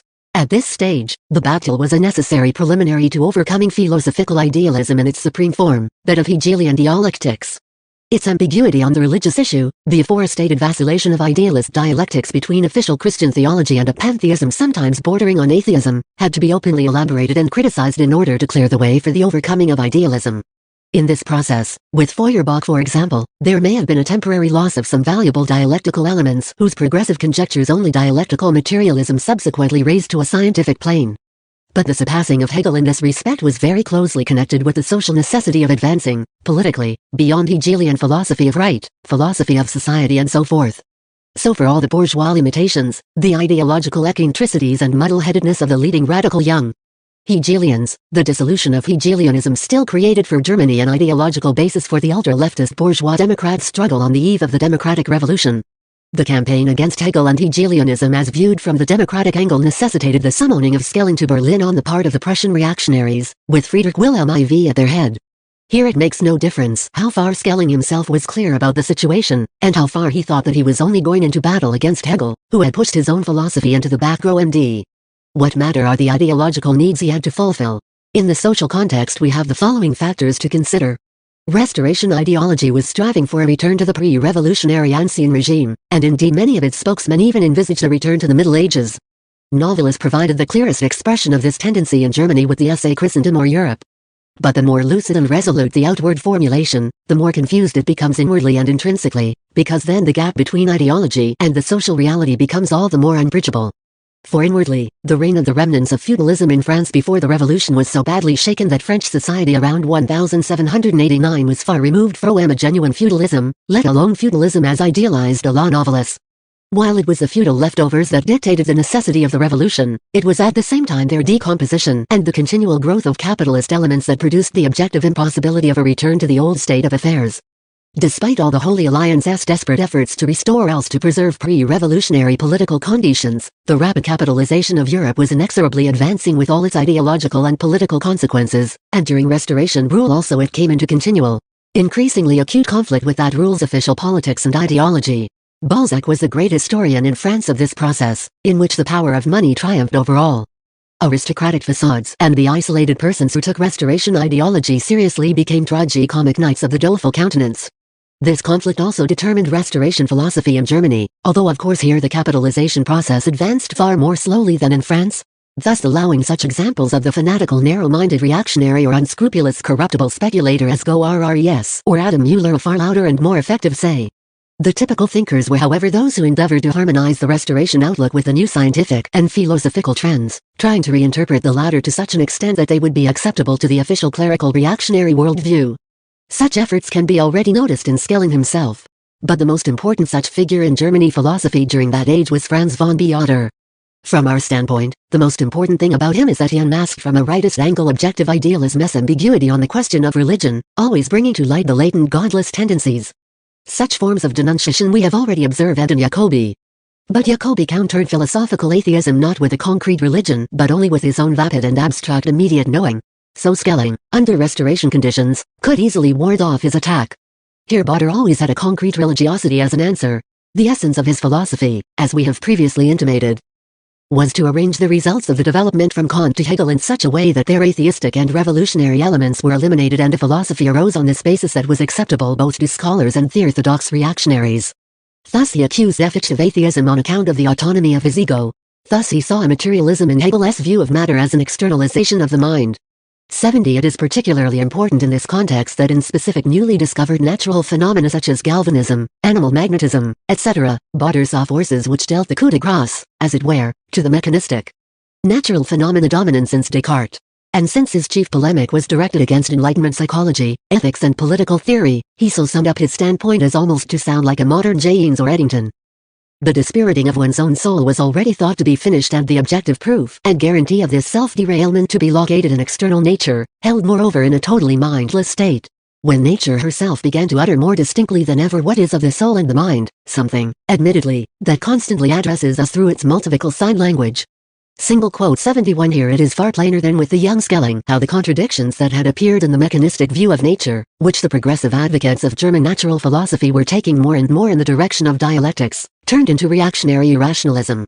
In the interests of a reactionary worldview, the failure of mechanistic concept forming and the fresh problems this was unable to solve were reinterpreted as revelations of a supra-rationality in natural phenomena as well. This was the basis upon which all social progress could be challenged, the devil could be presented as the first revolutionary, and aspersions could be cast on any efforts in the direction of liberty and equality. It is not worth discussing at length the details of all this wildly irrationalist mysticism. But it is typical of the character of the Restoration, as outlined above, that Bader not only sought to support his arguments with a new natural philosophy but tried, just like Schelling, to dissociate himself from the most extreme irrationalism. Granted, with his whole philosophy he sought to secure the ideological and socio-political predominance of religion over every facet of life. But this, although it incorporated all the irrationalist elements in the evasion of dialectics, was still meant to be an higher rationality, not an absence of reason and repudiation of rationality altogether. This tendency was only 50% a resorting to the old theology, which advanced similar claims, of times preceding the ideological crisis. In its other 50%, however, it was a concession to the Restoration period's incipient capitalization and embourgeoisement, a concession, to be sure, which retained the supremacy of the theological aristocratic elements. Hence Bader objected sharply to German classical philosophy which, in his opinion, established the dichotomy between religion and science more thoroughly than the French and English, and was endeavoring to instill even in the good young people the radical error that religion is in essence irrational and that reason is in essence irreligious.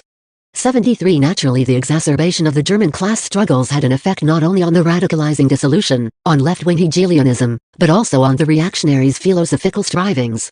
When, 1 decade after Hegel's death, the old Schelling was summoned to Berlin by the romanticizing reactionary group to deal with the ideological trends paving the way for revolution, he entered a world where, a result of capitalism's development, pure romantic thinking had become much more absurd than at the time of the Holy Alliance. As the Frenchman to perceive this absurdity the most clearly had been the great writer Balzac, so the man who did so in the Germany of the 1842, apart, of course, from Marx and Engels, was the greatest poet of the age, Heinrich Heine. In his winter tale Germany he invented a fantasy conversation with the Emperor Barbarossa and used it to express his accurate and trenchantly ironic view of the endeavors of Friedrich Wilhelm IV and his circle. In addressing that ideal figure of the Romantic Restoration he wrote, "Restore the old Holy Roman Empire, restore it complete, give us back the mustiest old lumber and all that frippery. In spite of everything, I will gladly put up with the Middle Ages as they really were, just free us from that mongrel state.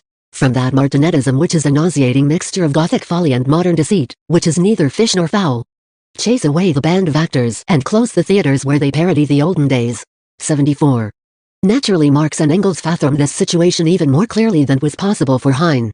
It was they, during this transitional period, who took the most energetic steps in both theory and practice to marshal all the forces in German society that felt the feudal absolutist leftovers to be thwarting their development and were seeking a democratic renewal of Germany. This was already the goal of the young Marx's activity as editor of the Rheinische Zeitung. His critique of Hegelian philosophy of right set out to criticize Hegel's orientation to constitutional monarchy as historically obsolete and creating universal confusion. The subjective how their stance brought both of them to a clear appreciation of the hegemony of the proletariat in democratic revolution, a clear recognition of the perspectives of socialist revolution, and the foundation of dialectical and historical materialism does not belong to this study, especially as the process was not yet entirely complete at the time of Schelling's arrival in Berlin. But that makes it all the more important to state how clearly they at once perceived the demagogic mendacity in Schelling's so-called positive philosophy. In the letter to Feuerbach from which we quoted earlier, Marx wrote, "He is calling to the French romantics and mystics, I, the union of philosophy and theology, to the French materialists, I, the union of flesh and idea, and to the French skeptics, I, the scourge of dogmatics, in short, I Schelling." 75 Engels, for his part, formulated This view as follows in his pamphlet opposing Schelling's Berlin platform, which was first published under the pseudonym of Oswald: all philosophy has hitherto set itself the task of comprehending the world as rational. Now what is rational is, to be sure, also necessary, and what is necessary must be or become real. That is a bridge to the major practical results of modern philosophy. Now if Schelling does not acknowledge these findings, it was logical also to deny the rationality of the world. However, he did not dare to say so outright but preferred to deny the rationality of philosophy.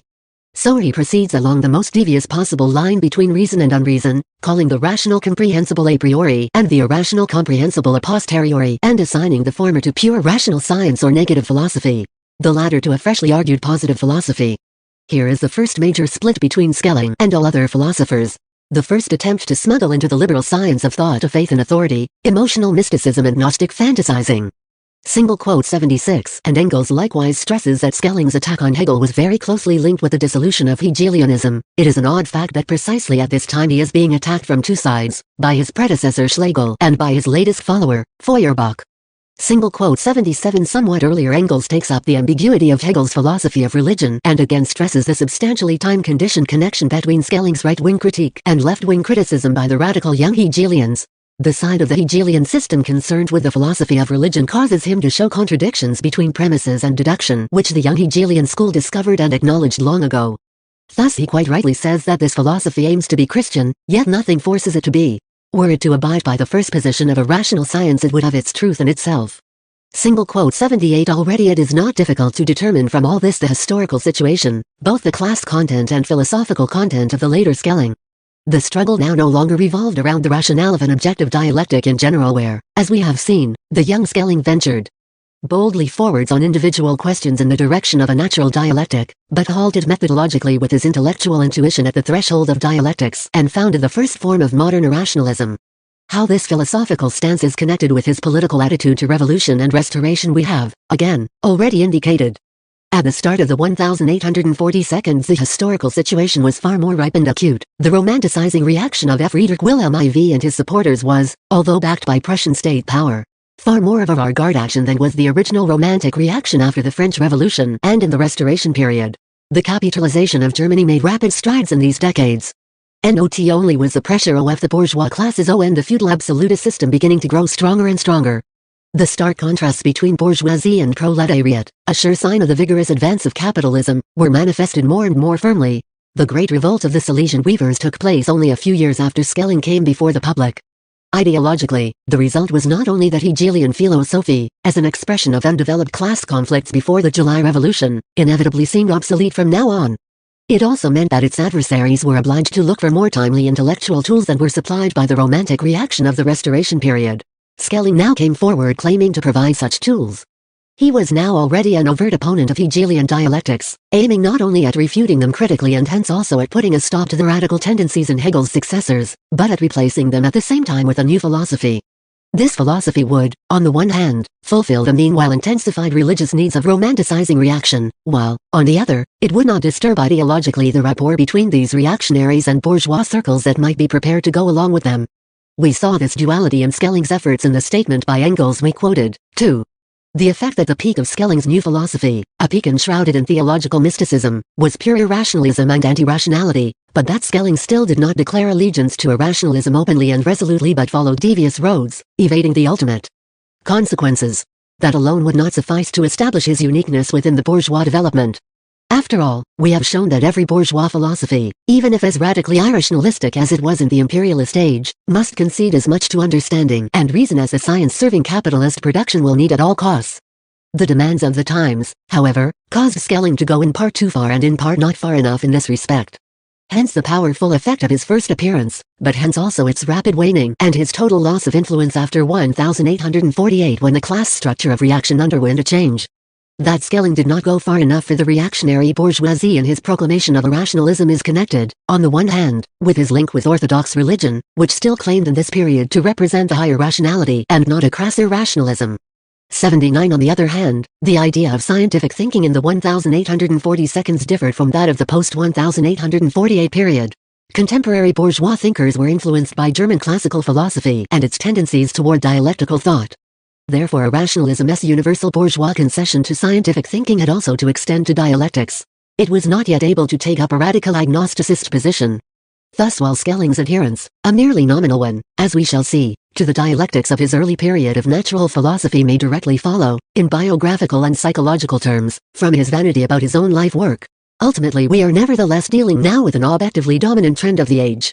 This may also be discerned from the fact that such right-wing adversaries of Hegelianism as the younger Fichte and especially Weiss had to make bigger and bigger concessions to dialectics in their theistic, anti-pantheistic strivings. Much the same can even be seen in Botter, Friedrich Schlegel, etc. Only after the defeat of the 1848 revolution did Schopenhauer's Radikale Dialektikale Tendenz come into operation. But at the same time the older Schelling's irrationalism went further than the development after 1848. This too is connected with the historical situation of his philosophizing. Like all Restoration philosophers he sought, with his irrationalism, to save the intellectual respectability of orthodox religion. The methodological consequences of this position we have just discussed. As regards contents, the result was that Schelling was forced to present the entire Christian religion with all its dogmas and myths as the true substance of his irrationalism, and to prove it philosophically. In this he still belonged to irrationalism's first period, the semi-feudal age of Restoration. Resolutely bourgeois irrationalism, on the contrary, was inclined to dissociate itself more and more strongly from positive religions and to lay down in irrationalist terms merely a religious content in general. After Schopenhauer and Nietzsche its dominant tendency increasingly became a religious atheism. But even such thinkers as Schleiermacher or Kierkegaard, in whom, especially the latter, we can trace on the surface a religious affiliation perhaps even stronger than the older Schellings, were far more inclined, in their method and the accenting of the essential content, not only towards abstract religiosity in general but even religious atheism. This tendency is an important reason for Schelling's increasing neglect after the 1848 revolution, as also for Kierkegaard's influence on the atheistic existentialists of our own times. In his later years, therefore, Schelling was as much a mere transitional figure as he was in his youth, albeit in completely different circumstances and with a different philosophy. To be sure, his earlier activity had marked the transition from the newly arising dialectic to modern irrationalism's beginnings and foundation. But now, during the crisis of objective idealist dialectics, he was temporarily active as a central figure of a rationalist reactionary resistance to these dialectics, with the aim of preventing this crisis from giving rise to a higher stage in dialectics. It follows naturally from this situation that Schelling should level his chief attack against Hegelian philosophy. Philosophically, this attack was now placed in a far more comprehensive context than his similar early endeavors had been. Then, his hatred and contempt had only extended to the Enlightenment since about the time of Locke. Now, the whole development of modern bourgeois philosophy from Descartes to Hegel was stigmatized as a major aberration from the correct road, and Hegel himself was treated as the acme of this false tendency. Schelling was thereby setting out in a direction which was to become the dominant one in the interpretation of the history of philosophy during the period of the advanced irrationalism promoted by the Indiet pre-fascists and the fascists. At the same time, however, and this expresses that incompleteness, that transitional character we have just mentioned, his own early philosophy was not to be entirely repudiated, although objectively it constituted an important part of the intellectual development he had rejected. The construction used by Schelling here was, with, to be sure, important modifications, the universal schema of irrationalism, rational philosophy, or so-called negative philosophy, was likewise a means of knowledge, indeed an indispensable one in its total context. Only it was not the sole knowledge possible, as philosophy from Descartes to Hegel would have it, and on no account the one capable of grasping true reality. This was the general irrationalist line after Schopenhauer, and agnosticist epistemology rejects all assertions of the perceptibility of objective reality, to which both philosophical materialism and objective idealism laid claim, and grants access to this sphere only to a rationalist intuition. Two facts indicate that the later Schelling's position was more than a little confused epistemologically. On the one hand, he did not want to be radically agnosticist on the first issue, while on the other hand, he wished to avoid proclaiming a resolute anti-rationality in his new system's culmination in positive philosophy. In contrast to Hegel's philosophy, his own early work was supposed to represent the correct negative philosophy. He had, Schelling maintained, already declared the true negative philosophy which, in awareness of itself, perfects itself within its limits with noble restraint, to be the greatest benefit which may first of all be bestowed on the human mind at least. For through such a philosophy reason enters its appropriate, and restricted domain and is installed to grasp and to state the essence, the in themselves of things. (80) On the other hand, Schelling stresses, the philosophy which Hegel expounds as negative philosophy driven beyond its limits, it does not exclude the positive element but has, in its view, subjugated it in itself, to itself. (81) We are now looking briefly at the later Schelling's concrete account of negative philosophy and proving its fundamental antitheses to that of his early period. But we are not concerned with the philological question of whether Schelling was deluding himself by stating that he was incorporating his first philosophy in his later one. We are concerned with illuminating the basic incompatibility of Ollie the earliest Schelling's progressive contents and tendencies with his later irrationalist stance in matters of philosophical principle. The point at issue is that the basically reactionary character of any irrationalism reveals itself in Schelling's case also. Some of these questions we have already discussed in connection with his philosophy and religion. We have already cited the young Schelling's image of the Odyssey of the Spire as constituting the main content of his natural philosophy in a nutshell. We have pointed out that it contains the formulation of a unitary evolution of nature in an upward direction, that it views man and human consciousness as the product of this natural evolution, and that it entails the capability of human consciousness adequately to comprehend the natural process of which consciousness itself is a component part and result. Above all, the older Schelling made a radical break with this conception of a unity, albeit understood in an idealist sense, of man and nature. For our self-consciousness is by no means consciousness of that nature which has traversed everything, it is just our consciousness and by no means encompasses a knowledge of all becoming. This universal becoming remains as alien and impenetrable to us as if it never had any relation to us.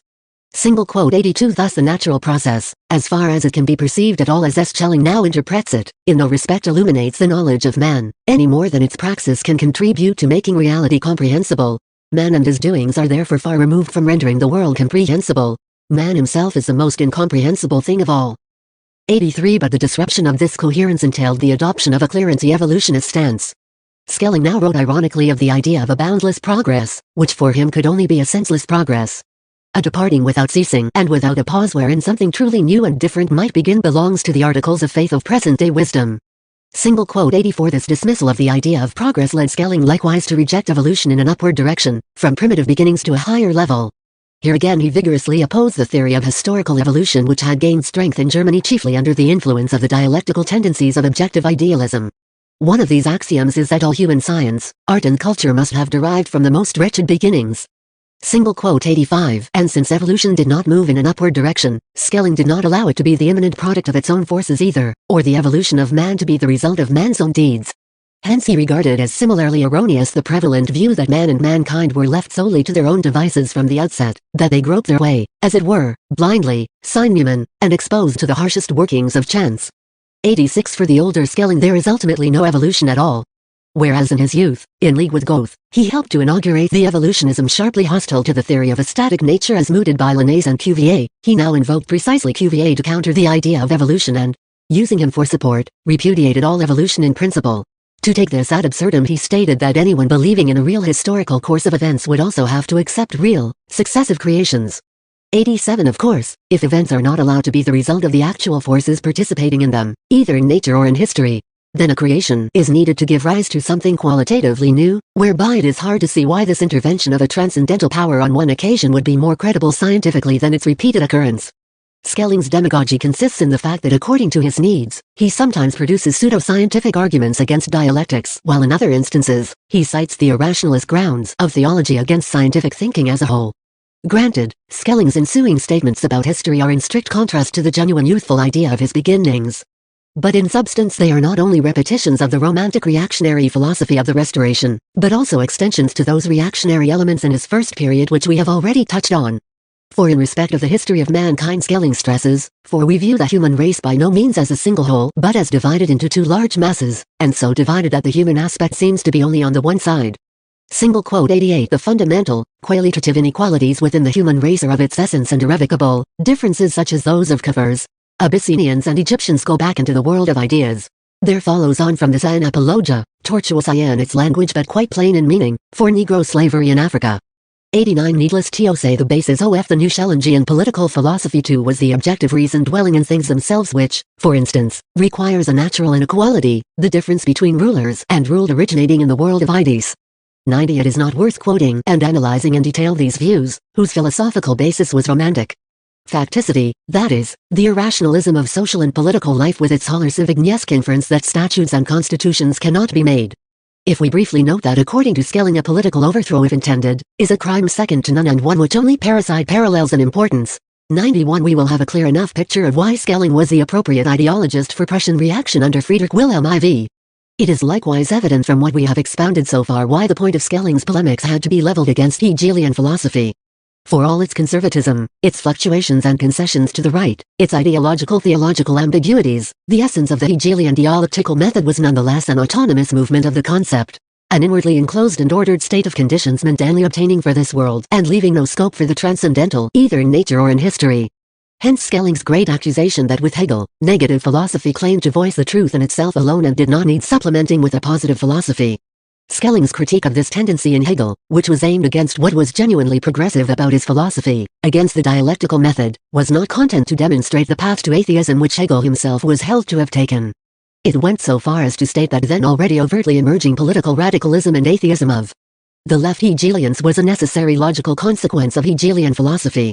Hegel's chief transgression was that he took that which in proper, negative philosophy was only potentially present as the proceedings of real becoming. Presupposing this, since an indifferentism God was only potential in accordance with autonomous or detached being, and not movement but that which is in being was placed in God, the idea of a process in which God is perennially realized, along with everything that ill-informed and otherwise perhaps unreliable men have further made of it or added to it, was not to be prevented. Quote 92 In another passage Schelling similarly deplored the confusion between negative and positive philosophy. Therein, as has been stated, lies the ground of the confusion and the wild and disorderly state into which men fell by first attempting to present God as involved in a necessary process but thereafter, when they could get no further, taking refuge in downright atheism. This confusion has prevented them from even understanding the distinction. 93 And he did not neglect to point out that Hegel's ideas, after they had already lost currency among the more highly educated classes, subsided in the meantime into the deeper strata of society and still maintained themselves there. 94 This denunciation of dialectics in its hitherto highest form as atheistic, revolutionary and plebeian was to gain particular weight precisely by virtue of the fact that it came from Schelling, Hegel's early colleague and co-founder of objective idealist dialectics, whose early philosophy Hegel too regarded as the immediate, historical starting point for the construction of his dialectical method. Schelling believed that the proof that the Hegelian dialectic was a simple misunderstanding of negative philosophy would be a devastating blow for Hegel's supporters and lead them, except for the already hopelessly radicalized and thus more or less staunch liberals, into the reactionary camp of Friedrich Wilhelm IV. But this exploiting of the by now already historical authority of Schelling's early philosophy does not exhaust the significance of his anti-Hegel polemics. True, he directed the brunt of his attack against the progressive side of Hegelian dialectics. But in the course of the polemic itself, motives crop up which reveal Hegel's weak side very neatly as well. As we shall see, this polemic was demagogic in method and obscurantist in purpose.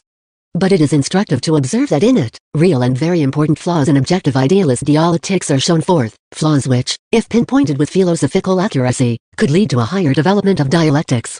It is here manifest that the stages in irrationalism's development do not arise out of its own growth tendencies, and that with each kind of irrationalism, content and method are determined by the concrete set of problems associated with the relevant advance in the life of society and correspondingly in ideology. In the 1840 this question related to the transition from idealist to materialist dialectics. Accordingly, a right critique of objective idealism formed, methodologically speaking, the center of the irrationalist strivings, and it encouraged efforts to steer the development away from these consequences and towards an irrationalist mysticism. We have already shown that these tendencies played a crucial role in Schelling's polemic against Hegel at the time of the dissolution of Hegelianism. The decisive problem raised by this dissolution was primarily the old principle of philosophical division, idealism or materialism, the priority of being or consciousness. Here objective idealism found a specious answer in the theory of the identical subject-object and attempted to erect the proud edifice of a dialectical system on this hollow foundation. In all areas of philosophy, the exacerbation of the class struggles in Germany after the July Revolution necessarily brought about the collapse of this inwardly false quasi-solution.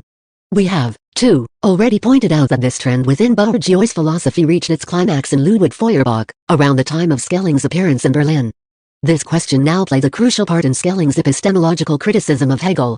Our analysis of the self-delusion whereby Schelling thought that his negative philosophy was identical with his early conceptions and that he could merely complement these through a positive philosophy, without reconstructing them, shows us that he had abandoned the standpoint of the identical subject-object.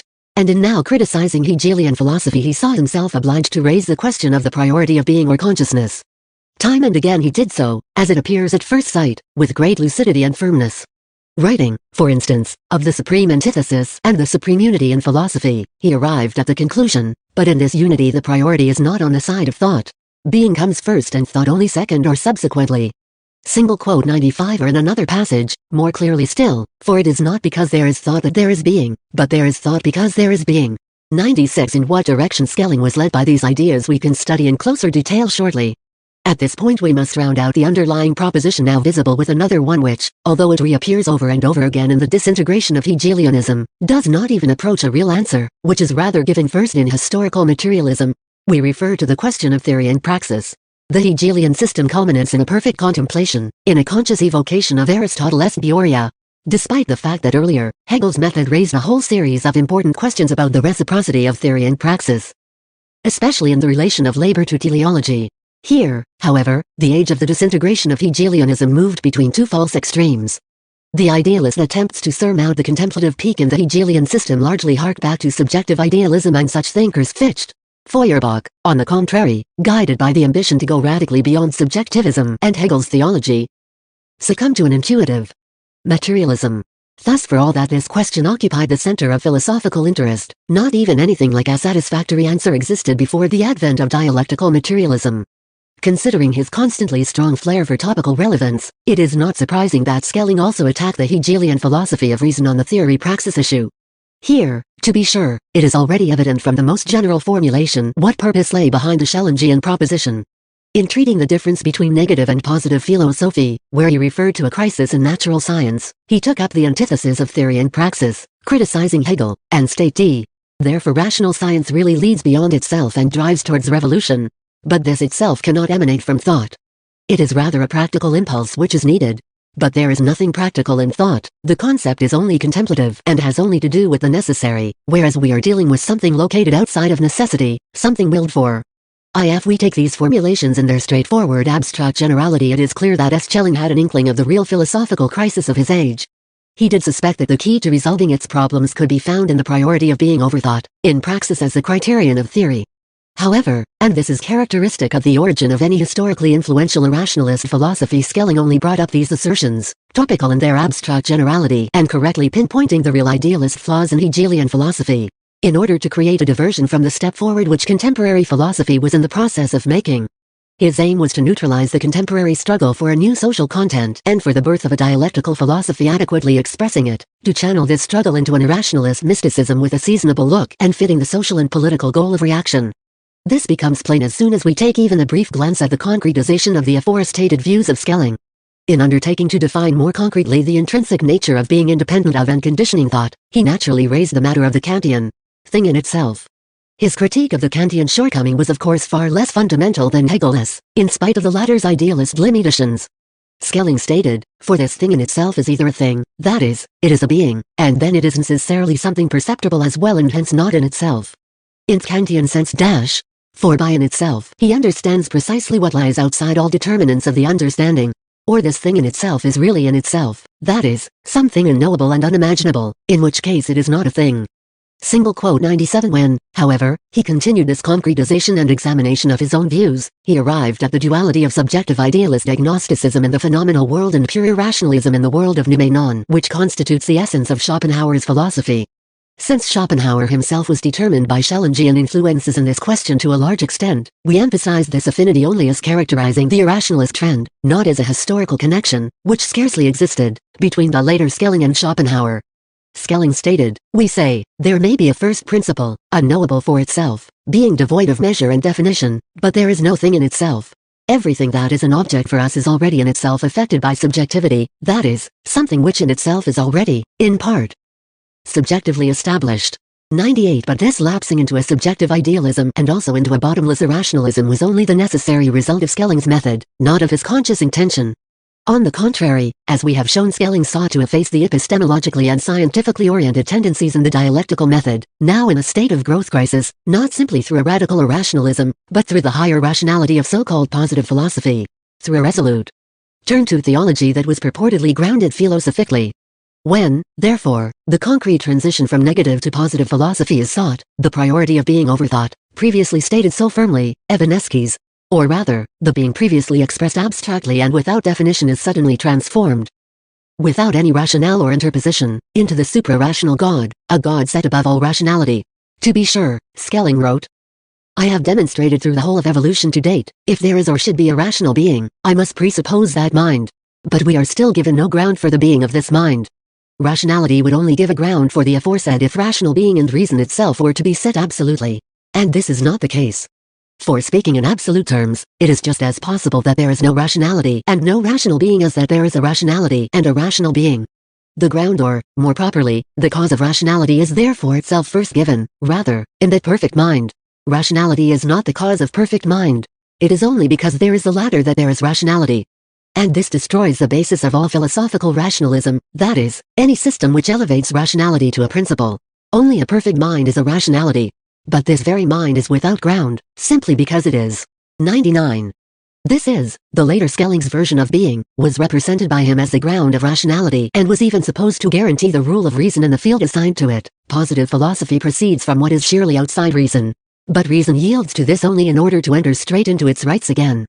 100. Thus according to Skelling's assertions, we have only the impression that positive philosophy is a science contrary to reason.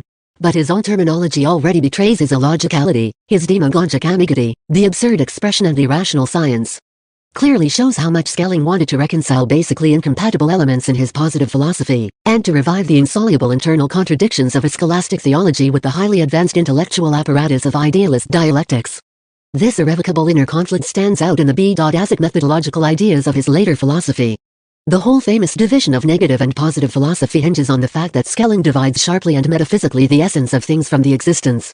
It is two quite different matters to know what a being is, quid sit, and that it is, quid sit. The former. The answer to the question, what it is, affords me an insight into the essence of a thing, or has the effect that I understand the thing, have an understanding or concept of it, or have the thing itself in my grasp. But the other answer, the insight that it is, affords me not merely a concept, but something surpassing the mere concept, and that is existence. 101. Clearly, by stressing that existence is not deducible from the concept, Schelling was once again rightly criticizing a weakness in Hegel's absolute idealism, albeit from a right standpoint and hence with reactionary distortions. Also it made a strong impression, for that sector of the bourgeoisie that was deterred by Hegelian philosophy, because it was disposed to scorn empiricism and construe a priori, when Schelling countered a priori conclusions from pure reason in negative philosophy, with positive philosophy seen as the philosophy of experience. Here again, Skelling's working was so distorted a concept of experience that revelation itself could be presented as its authentic object stamps him as a precursor of modern irrationalism, in which, from Mach via pragmatism to the trend dominant today, we find the same abuse of the term experience. But his aforestated critique of Hegel, since it started out from the right, promptly turned into complete nonsense and that reason, concept, etc., were separated from all reality. Schelling even went so far as to challenge Hegel on the following lines. He established that according to Hegel, reason was concerned with the in themselves of things. But what, he asked, is this in themselves? Is it that they exist, their being?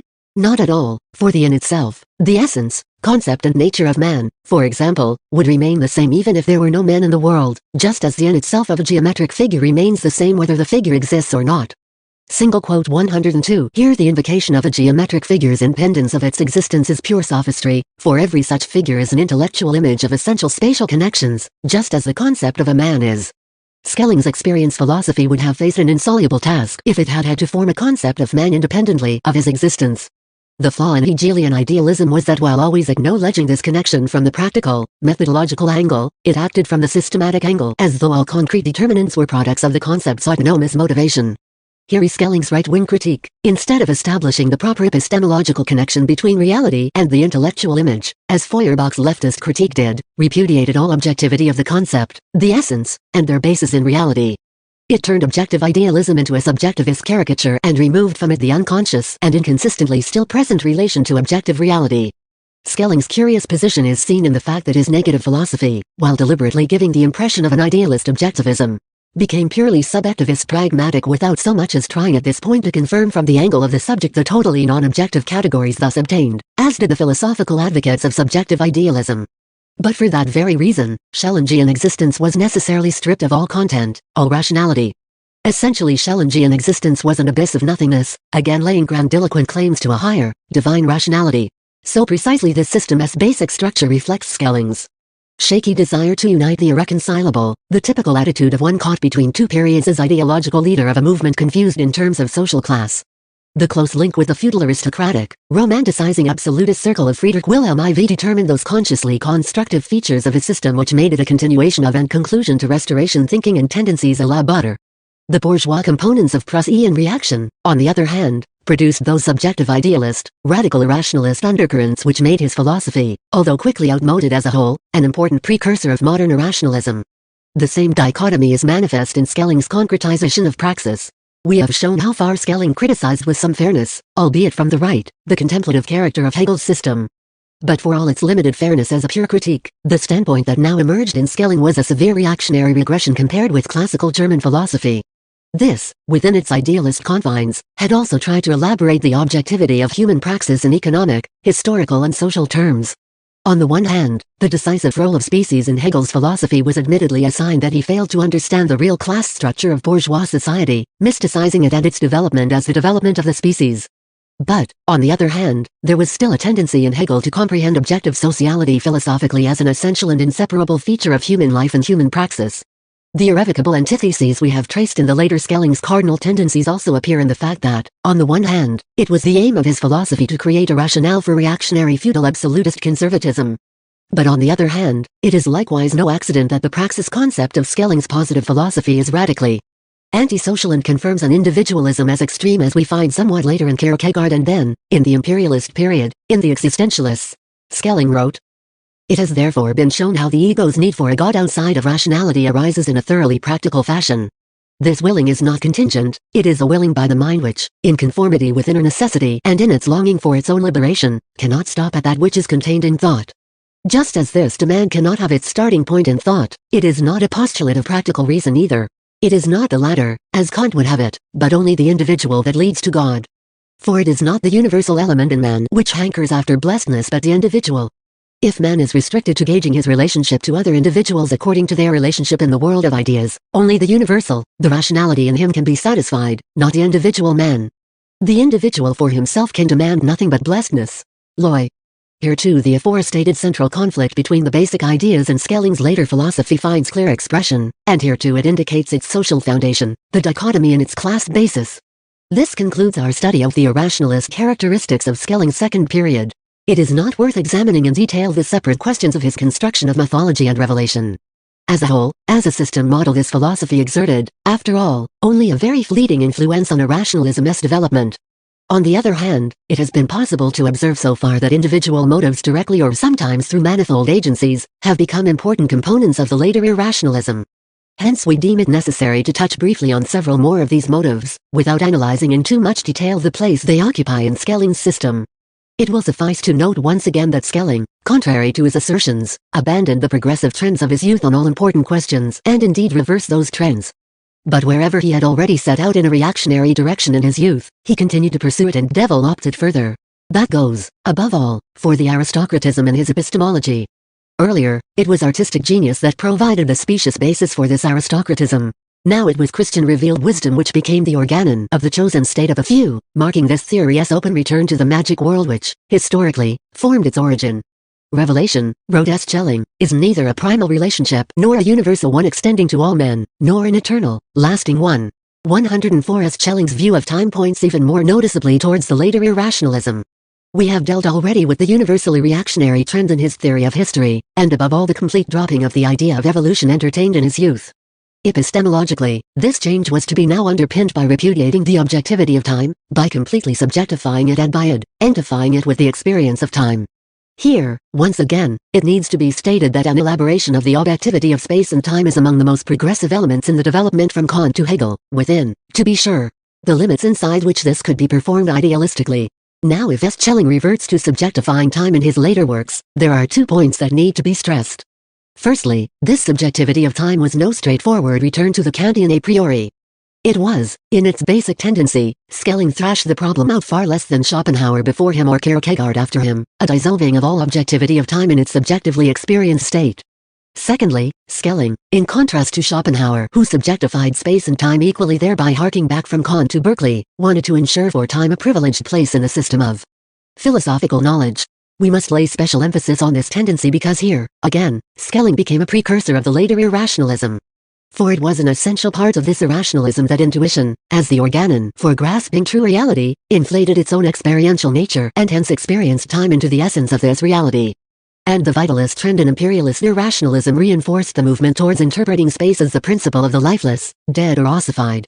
experienced time as the principle of life, and towards placing the two principles in opposition. With Schelling, naturally, such vitalist motives appear only in isolation. For instance, he occasionally states that negative philosophy will remain the preferred philosophy for schooling, positive philosophy the one for life. 105. But in his case this was a passing phase. This renders the favored position of subjectified experienced time all the more important with regard to the subjectifying of history and the denial of the objectivity of evolution. Schelling amplified, now since we know of no real time other than that which is set with the Hier und Now jetzt Welt, we will be most certain of avoiding absurdity if we say, in reality ultimate time is the first that is set, and the earlier ones only come after in that they only appear as past. In ultimate time, each according to its degree of precedence. 106. The immediate gist of this was to render the whole of pre-human evolution inessential, to deprive it of its objectivity. Its events, Schelling wrote, are without meaning or purpose if they do not relate to man. L07. This interpretation of time, however, leaves its mark on his whole construction of history. Schelling interpreted history as a system of times consisting of absolutely prehistorical, relatively prehistorical and historical time. These times, according to Schelling, differ from one another qualitatively, corresponding to the state of completion or genesis in which mythology is found in each. Of the time of the first period Schelling wrote that it was no true succession of time as single quote. It was sheerly identical, and therefore, at bottom, timeless time.